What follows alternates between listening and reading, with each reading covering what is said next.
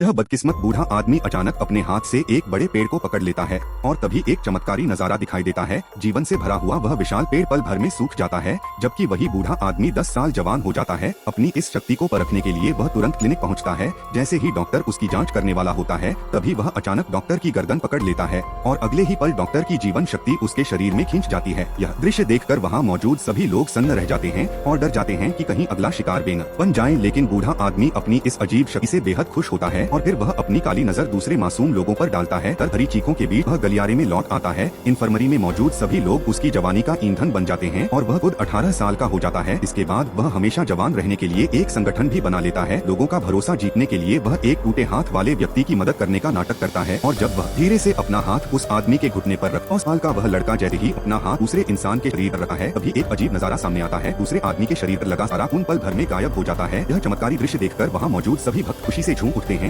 लेकिन इस खूबसूरत दिखने वाले चमत्कार के पीछे एक भयानक सच्चाई छिपी हुई है। 20 साल पहले इस शक्ति का असली मालिक एक में मर गया था। हैरानी की बात यह है कि उसका दिल, जिगर, फेफड़े, गुर्दे और बाकी अलग अलग आम लोगों में प्रत्यारोपित कर दिए गए। कहा जाता है कि जिन लोगों के पास ये खून है, उनकी बाह पर एक खास निशान होता है और उनके शरीर में असामान्य ताकत होती है। तो तूफान जैसी विनाशकारी है। केवल 0.1 सेकंड में वह दिल की ताकत इस्तेमाल कर सकता है। सांगकुन भी इन्हीं शक्तिशाली लोगों में से एक है, लेकिन क्योंकि उस महान आदमी की शक्ति अंगों के साथ 5 हिस्सों में बंट चुकी है, इसलिए सांगकुन बाकी लोगों के अंग हासिल करना चाहता है। अगर वह सारे अंग इकट्ठा कर लेता है तो पूरी दुनिया पर राज कर सकता है। लेकिन सांगकुन को अंदाजा नहीं था कि बाकी सुपर पावर वाले लोग पहले ही एकजुट होकर खुद को बचाने लगे हैं और अब उनकी टीम उसके अड्डे तक पहुंच गई है। फिर भी सांगकुन की ताकत बेहद खतरनाक है। खासकर नए और अनुभवहीन लड़ाके उसके सामने टिक नहीं पाते। वह बस हाथ उठाता है और लोग हजारों मीटर दूर जा गिरते हैं। इस हालात में किसी के बचने की कोई उम्मीद नहीं दिखती। तभी एक ताकतवर आदमी गहरी सांस लेकर जोर से फूंक मारता है और एक पुराने लालटेन को दूर उड़ा देता है। लेकिन यह हमला सांगकुन के लिए कुछ भी नहीं था। वह बस अपना ही पानी का एक बूंद पीता है और उसका शरीर आंखों के सामने फिर से ठीक हो जाता है। यह देखकर कि मन की रिकवरी क्षमता इतनी खतरनाक है। नाजुक कल में शियाओ हुआ अपनी चेतना को करता है और सभी साथियों की शक्ति अपने भीतर समेट लेता है। ऐसे ही शियाओ हुआ ने सुनहरा हुक उठाया, उसी पल उसने पुराने लालटेन को सीधे अधोलोक भेज दिया।